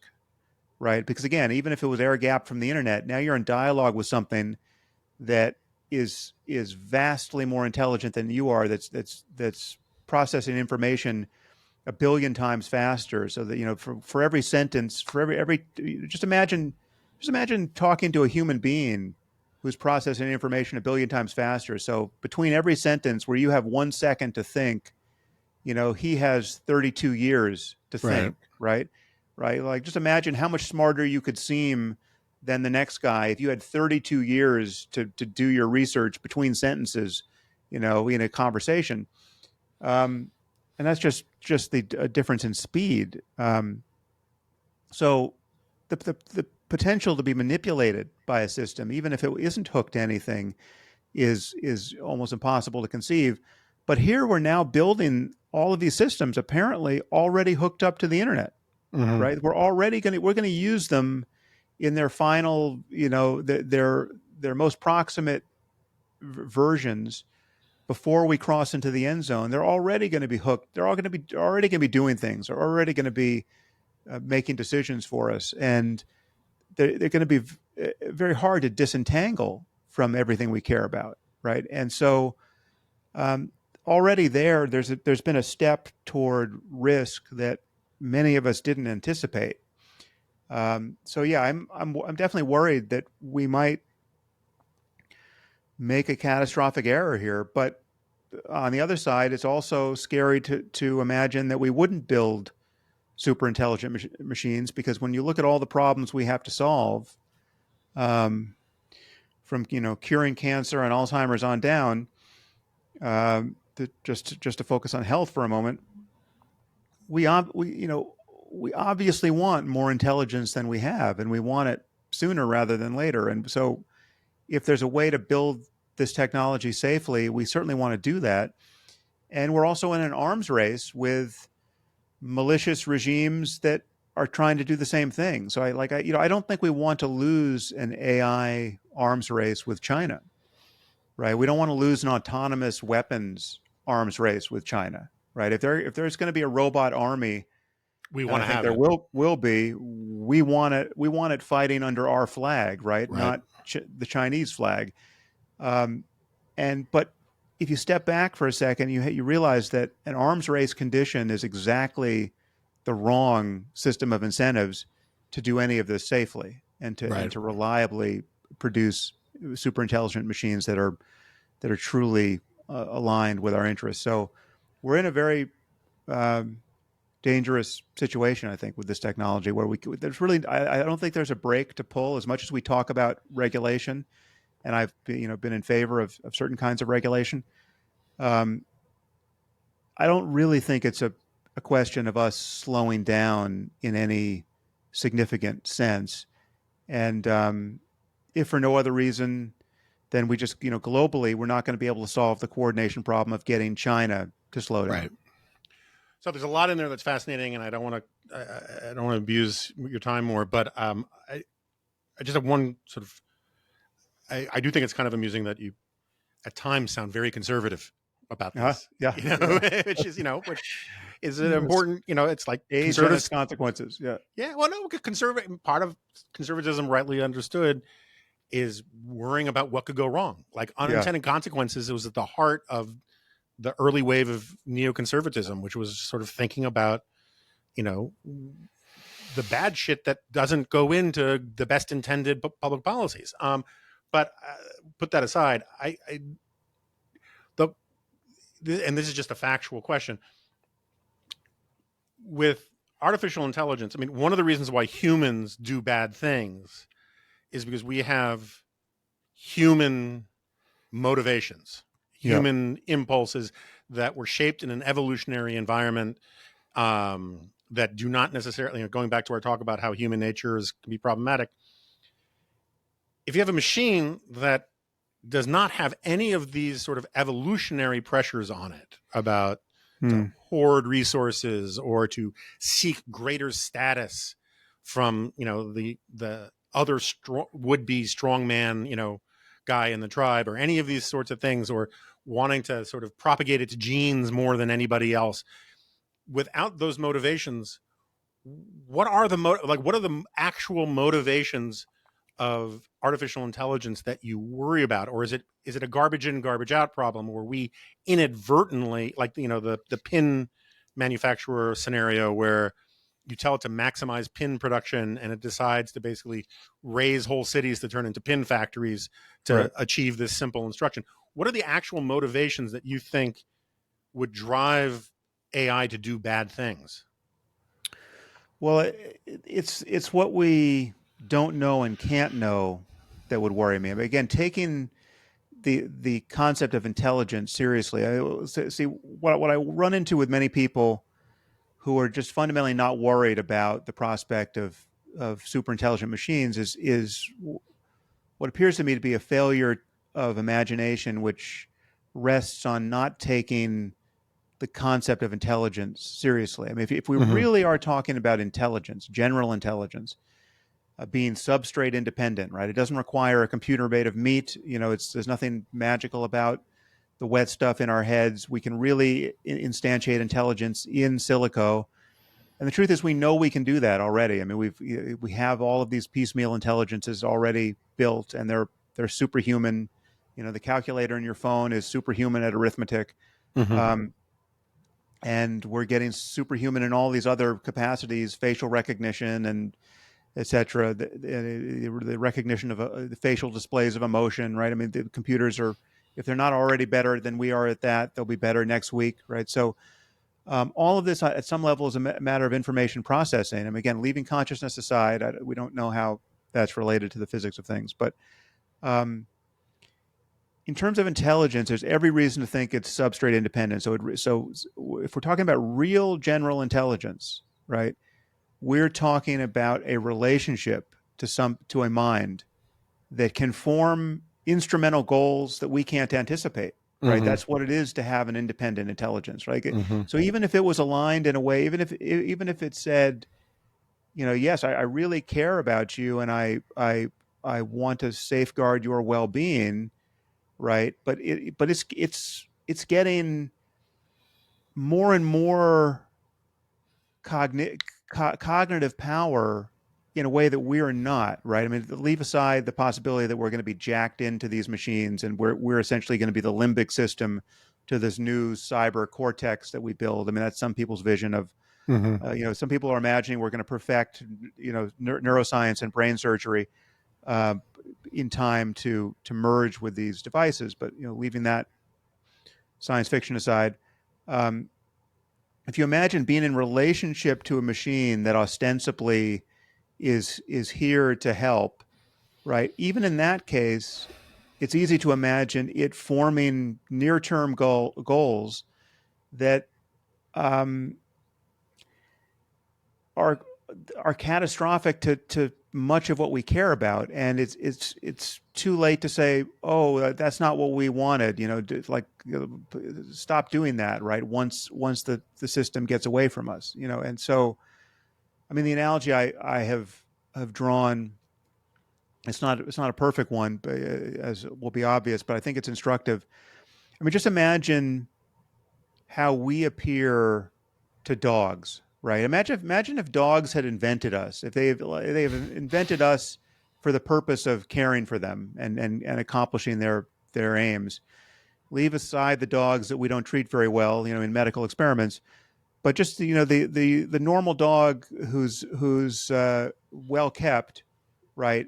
This has been working out fantastically well for dogs for the last 10,000 years, right? I mean, the Mm-hmm. dogs they have much better lives than wild dogs ever had, and just as if by magic, we get up every morning and feed them and brush them and take them for walks, and we care about them in ways that they don't even understand, right? But this redounds to their benefit, and but there's an intrinsic risk in their not knowing what we're up to, and in Mm-hmm. all the things we have learned to care about since they invented us, right? I mean, and all of human culture is something that they can't be dimly aware of it, right? They see some of the artifacts that we produce, but they don't know how we produce them, and they don't know what they're for. They understand the leash and they understand the bowl, but everything else we're playing around with in the house is a mystery to them. And then we leave the house for reasons that they don't understand. Um, and just think what would happen if we I mean, they see that we have children and we love the children too in a way that seems analogous to our love for the dogs, but it's non-competitive, it's non-zero sum, right? And they like the children as well. But just imagine if some xenovirus was jumping from dogs to kids, and we knew that it was a forced choice between saving our kids and keeping our dogs, right? Right. And if the CDC said, listen, there is no remedy for this. This is 100% lethal. Your dog is almost certainly going to get this, and it's going to kill your kids. And so Thursday of this week, we're euthanizing all the dogs, right? I mean, that's some conceivable dystopian scenario.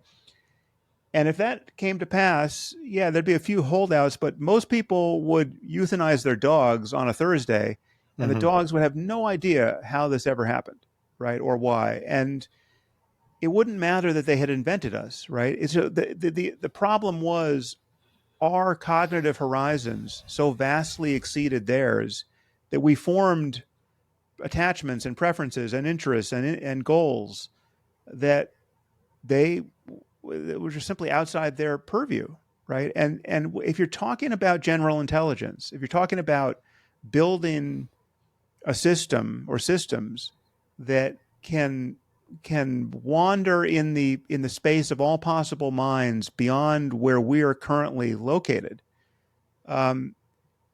you can't know what you've built. You can't know what you're in relationship to, really. And so there, the hope is, and the belief is, there's some way to do that still that maintains alignment, right? You could give them some master value, which is, Right.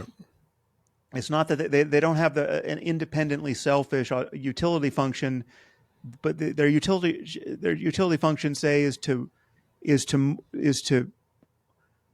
remain uncertain of what we want and to more perfectly approximate what we want, in the limit until the end of time, right? So it's always interested in our correction. It's always interested in hearing from us, oh, no, that's not quite what I meant. Come back over here and do this differently, right? And so there are people who are working on that. I mean, Stuart Russell is an AI scientist at Berkeley, and he wrote one of the celebrated textbooks on AI, who's thinking along these lines. But I mean, the truth is, we're in an arms race, both commercial and political, and we have lots of teams and companies and countries building these systems as fast as they can and paying lip service to safety. But how safe anyone's being at any moment is a matter of actual guesswork, and that nobody's being incentivized to be as careful as they could conceivably be, because again, it's an arms race. So it's I think it's worth worrying about. It sounds like science fiction, and it's too fun to think about, right? It's entertaining to think about in a way that thinking about famine and pestilence isn't. But it's I think it is a real source of existential risk. I wouldn't put it ahead of an accidental nuclear war, but I'd put it a rung or two behind that at the moment. I mean, I think it is a real global concern. Sam Yep. Harris, Yep. congratulations. You were, I think, the first guest on this long-running podcast to end on a truly terrifying note. Good. Yeah. So thank you again for coming on. I really appreciate it. And would love to have you back sometime, maybe after the Yeah. election, and we'll see, or after we create Skynet, and we'll meet in the catacombs or something. Whichever comes first. Yeah. Yeah. Thank you, Jonah. Great to talk to you.